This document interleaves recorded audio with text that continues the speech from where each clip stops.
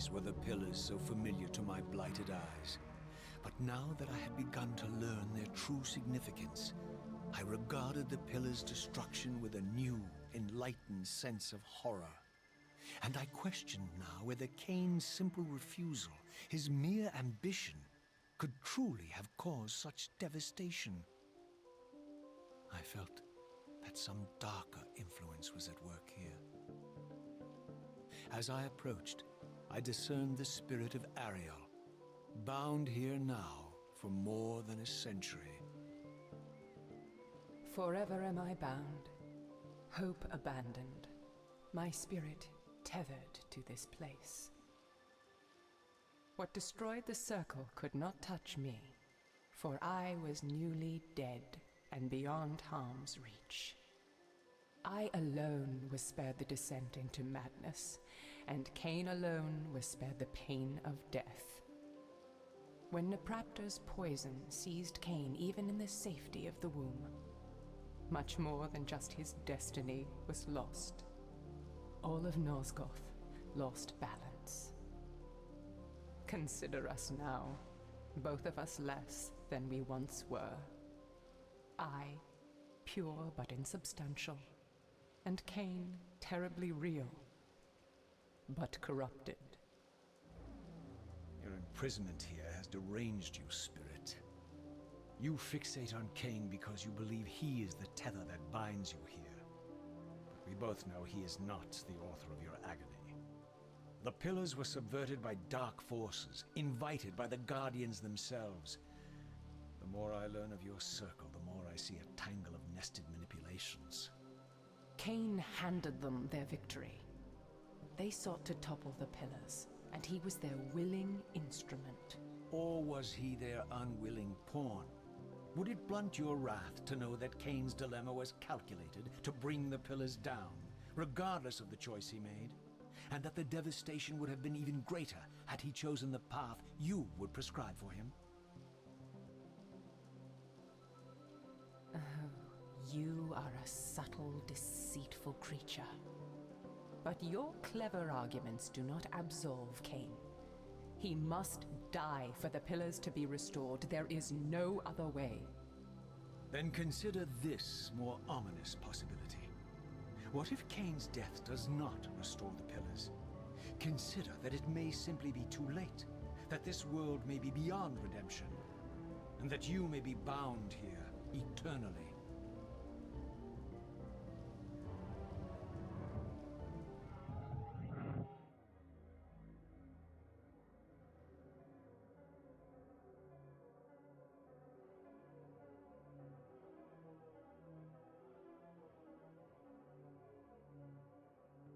Why do you hound me, demon?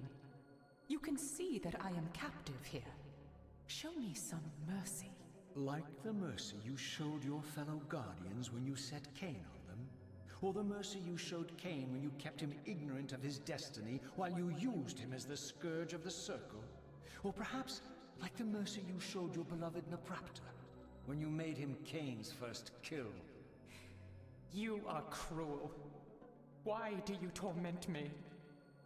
I'm merely looking for answers, Ariel. Ah, very well. I'll leave you in peace. But know this about you and this purgatory from which you long to escape. You're merely at the threshold.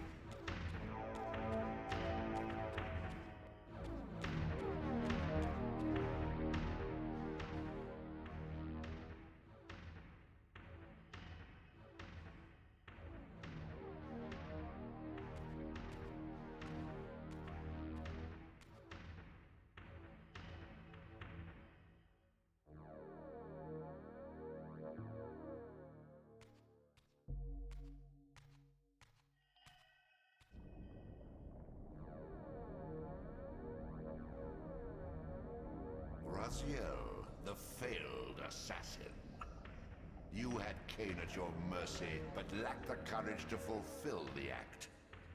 And now you see the wasteland wrought by the tyrant's hand, by his selfish decision to preserve his own life, even when it meant sacrificing the whole world. This is the fate of Nosgoth, as long as Kain remains alive. An ironic condemnation, given this guilty scene. One would think you'd torn down the pillars single-handedly. What are you trying to obliterate as you drag your loathsome body through this chamber? And why, as Nosgoth descends into madness and misery, do you appear to thrive? Things in this world, I am learning, are rarely what they seem. You, apparently, are no exception. I am the engine of life, the source of Nosgoth's very existence. I am the hub of the wheel, the origin of all life, the devourer of death. Or maybe you're just hungry. Could it be as simple as that? Wouldn't that be poetic irony? The great adversary of the vampires turns out to be the biggest parasite of them all. Do not test my patience, Raziel. I made you, and I will unmake you if I become so inclined. As your agent, I am beyond death. There are fates worse than death, Raziel. Oh, I see you now as you truly are. A cancer. A spooling parasite burrowed deep in the heart of this world. Go now. Play out your pitiful rebellion and take your place among the destroyed, the used, and the damned. But know this. You are mine for eternity. You have always been, and will always be, my soul Reaver.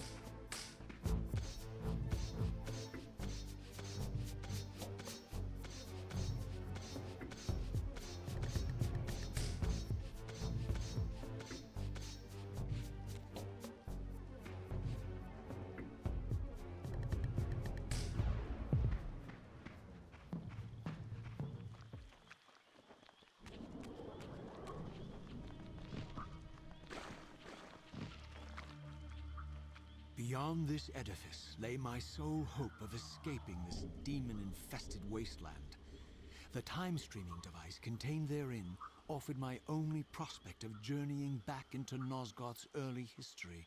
Unless I discovered some means of breaking the seal, I was condemned to be stranded here eternally.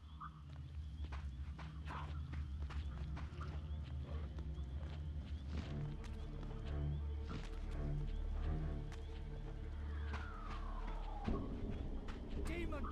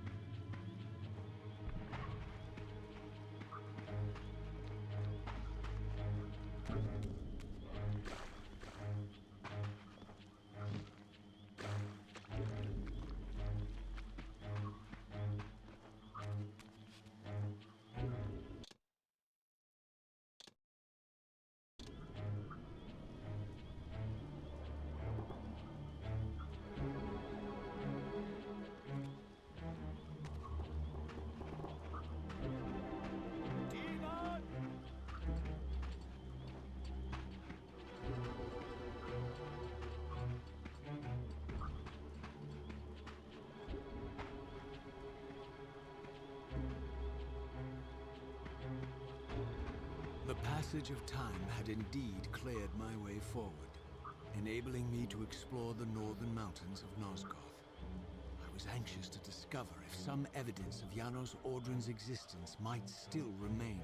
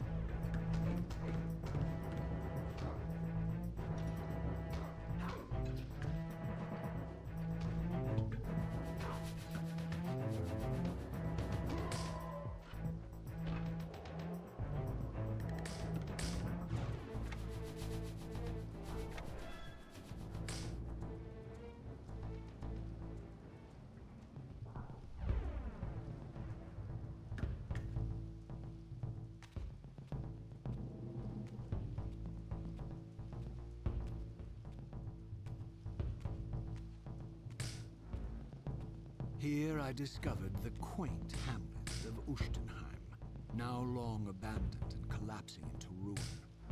Legend claimed that Janos Ordrin terrorized its villagers until the Sarafan hunters ferreted him out and destroyed him. If there was any truth to the old tales, the lair of the infamous vampire could not be far away.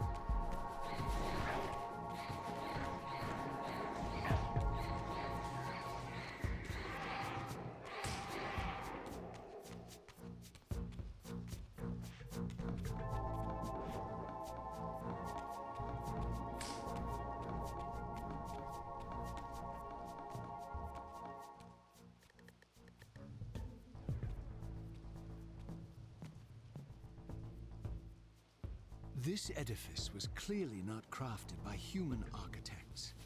As the figure beneath the balcony silently attested, these were the Ares of winged beings. Undoubtedly, I stood before the mountain refuge of the legendary Janos Ordran, but the entire sanctuary lay in ruin, collapsed under the force of some ancient cataclysm.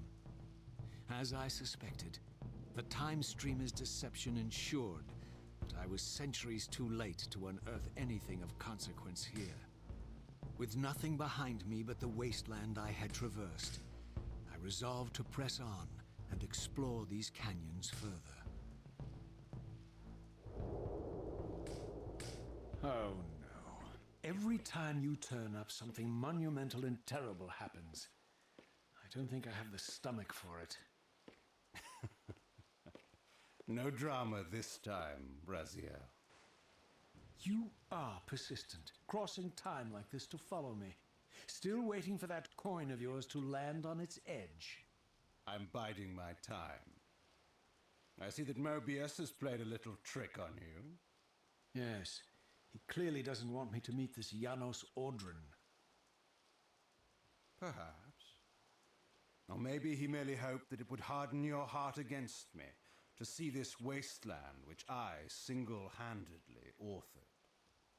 My heart doesn't need hardening, Kain.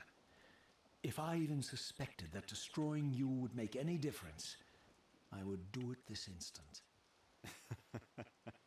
I knew you'd see through them, Raziel.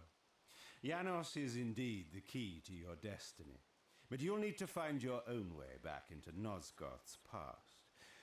Make no mistake, though, Raziel. You and I are now in great danger.